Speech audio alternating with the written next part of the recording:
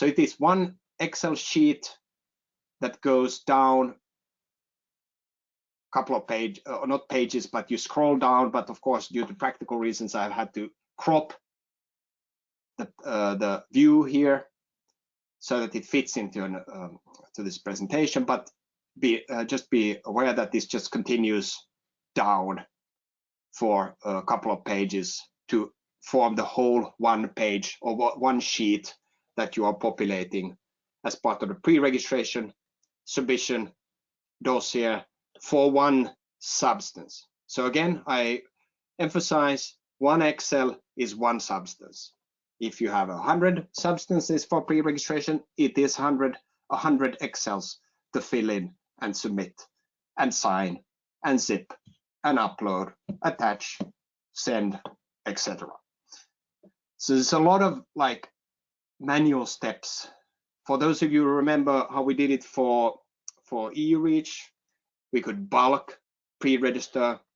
We could quite simply on Reach IT website go through a workflow quite quickly to pre-register substances, and the same also under Turkey KKDRK in the KKS system. The pre-registration process is very straightforward, but here it is less so, if I put it mildly.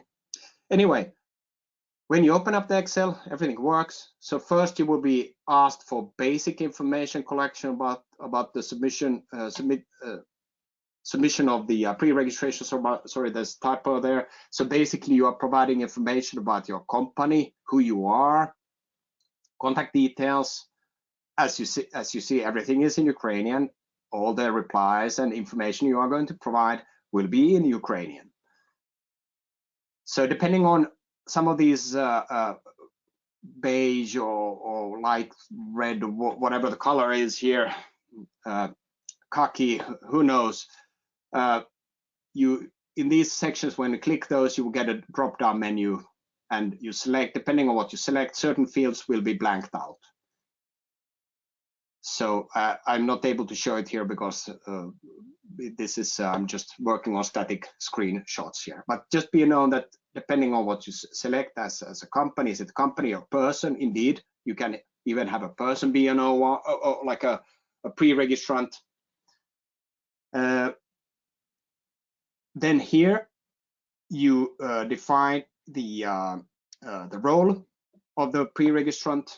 So you can select between manufacturer, importer, or only representative. Sorry, a typo there also. It should say OR, only representative. If you select only represent, or if you select manufacturer, importer, then these fields will be blanked out. But if you select only representative, then you need to provide information about the foreign manufacturer, and you need to include the appointment letter together with this this appointment letter with the substances covered shown in this as part of this pre-registration submission. So what that means is you place it in practice in the same root folder as this Excel file, and then you zip it together with this digital signature, and that should cover the files you need to submit. Then you get down to business, so to speak, and you provide basic information about the substance ID. And as you see here, everything works with CAS numbers in Ukraine because they do not have the INEX numberage or the system in place yet. They will have it later on, but at the moment it is very much CAS driven. So be aware that the CAS and INEX numbers, I mean, one substance that has one INEX number can have a lot of different CAS numbers. So you just need to pick the right form, like hydrated, unhydrated, etc. So if you scroll down, we are now on row 31, and the previous one ended at row 30. Jumping a bit back and forth here, hope the slides catch up. Next, you provide information about the substance identifier identification. So for example, you can provide additional numbers, UPAC names, you can provide INEX numbers here as other identifiers. You can provide, and you need to provide when you have this available, molecular formula information, structural information about this substance, etc., smileys you see, and so forth. Then at the end, again, you need to select type of substance, is monoconstituent, multi-constituent, UVCB, and depending on what you select, certain fields will be blanked out in the rest of the Excel. Origin of the substance, organic or inorganic. In Ukraine, we just have two, albeit under EU REACH we had, besides organic, inorganic, we had element, natural substance, organometallic, petroleum products, other. But in Ukraine, it's just these two. So you need to pick from these. Then in the next section, we provide overall compositional information about the substance. So you provide physical state, and then the concentration or the purity of the substance. So for UVCBs, this is always 100%, as per the way UVCBs are treated.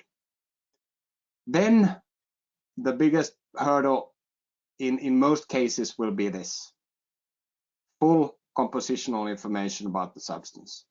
So you provide information about the main constituents. It's of course in many cases when it's monoconstituent, so it's the same as the previous provided information. But for UVCBs, you provide several substances here. For multi-constituents, you provide several substances here. You provide the name of the substance, the CAS number, and the concentration percentage. You have 3 rows available. If there are more constituents, main constituents in this case, you need to add a row using this macro enabled thingy. And this is where this macro enabled comes into play. So when you click here, it adds another row. You click here in the next section, which is talking about impurities, the same. If you have more than 3 impurities, you will need to add a row. You need to click here to add a row using this macro. And the same goes for additives. Additives that have this stabilizing function, because if they don't have this stabilizing function, then they should be treated as separate substances subject to their own pre-registrations. I do not know whether it is possible. I mean, you can add a row manually. I do not know, will it break this Excel file that you submit then to the ministry, if you don't want to use these macros in this case, for example. I would be very cautious of going and modifying this Excel template in any way. So I would, if you need to add constituents, impurities, or additives beyond these 3 that are available here, I would use this macro enabled addition of rows to be absolutely sure there are no corruption of the file, which needs to be the same, and ministry have said it has to be the same that you downloaded from the website. If you put manually in a row here without the macros, it may not be the same. So I recommend absolutely having this, having to do that. And indeed, this is actually password protected. So I think you will not even be able to manually add this. But let's say you would have a password, you could add it manually. But in effect, this means that you have to have this macro enabled thing in place, be able to use this beyond the three constituents, impurities, and additives. Going forward, then for UVCB substances, if you selected UVCBs here, then you will be able to, or you need to provide information about the manufacturing process and origin of the substance. And then you will need to provide information on whether it's registered in the European Union by the company or the only representative, yes or no. And then this dreaded nanoform question. Is the substance a nanoform, yes or no? If it is a yes, you will get another barrage of a lot of questions that you need to answer. Again, here you have, if there are fields that you have more fields needed, then you need to also use these macro enabled buttons, unless you for some reason have the password. But still, in any case, highly recommended to use just the standard form, because then we know it will work. So if you selected nanoform, then you will be greeted with these additional questions and details on nanoform characteristics, shapes, particle size, distribution, crystallinity, surface modifications, and so forth. A lot of questions, and you need to add files in some cases, etc. A lot of information. But if you selected no for the nanoform, then all of this will be blanked out, not meaning you do not need to fill it in. Last sheet is then fairly straightforward, thankfully, in this template. So I mean, it's the same sheet, but at the bottom of the sheet, you will provide information about the tonnage band and registration deadlines. So first, the actual exact annual tonnage, if you recall from the pre-registration information requirements. Then the planned deadline for submitting the application for this registration. So the registration deadline, in other words, you can see them here. And then information about these QSR. Do you have information about similar type substances for QSR purposes to be used by other registrations? So, and then last field here is the date of submission of the pre-registration application. So you add here the date when you are intending to submit this. And at the end, these are fields that just provide information, administrative information about this Excel and how to submit it. So once you have pre-registered, you will get this pre-registration number, and it will be used then for communicating with downstream users of proof for compliance until the substance eventually is then co-registered or registered. And then the second dreaded part of this pre-registration process is this electronic signature of this filled in Excel template. So once you've done everything, you're not editing it in anymore, then you can go ahead with the signature. So you have to have ready this filled in Excel template. We talked about this XLM enable, macro enable, as we discussed already. And then this QAS token, so it's a USB stick that makes it possible for you to sign electronic signature. And this USB stick, or QES, is the company manager's QES. So indeed, the manager, CEO, is the one then signing all of these dreaded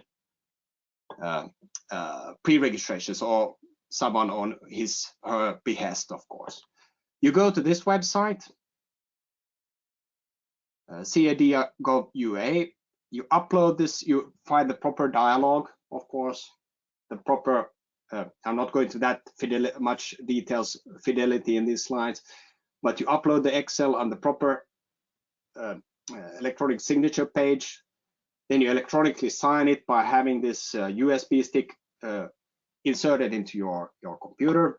There also is another bit of an issue, because I know several companies, big companies, do not accept any USB dongles, sticks, drives to be attached to their computers. They will just simply not work. So if that's your case, maybe you need to just consider buying a separate laptop for only, or computer for only for these purposes, and have it reside outside the company domain or security policy or something like that. Discuss with your IT people. So once you upload it, then you electronically sign it using the dongle. The website will guide you through it. And what happens is they will produce a digitally signed version of this Excel. So it will be another version. It will be a different file format than Excel, but it will contain this Excel inside, embedded into this signature file. You download this signature file, and now you're done with the verification process. Then the next steps, as we discussed earlier, is to include this signature file. We also recommend just including the original Excel, then your OR appointment letter and the substances covered file, and if there were need for some additional information pertaining to these nanoforms, you would add that. But let's say it does not, then you have these 3 files that you zip into a zip archive. You upload it to your or attach it to your email and send it to this this email address, this reach@meper.gov.ua. And indeed, all of this is in Ukrainian language. And indeed, this signature needs to be the company manager's. So that is hurdles after hurdles, making it the process quite cumbersome compared with, for example, EUREACH, compared with Turkey, even Korea, and doing notifications. A lot of steps, and you can only pre-register 1 substance at a time, and everything needs to be in Ukrainian. So you can imagine the workload in just pre-registering. No bulk uploads possible.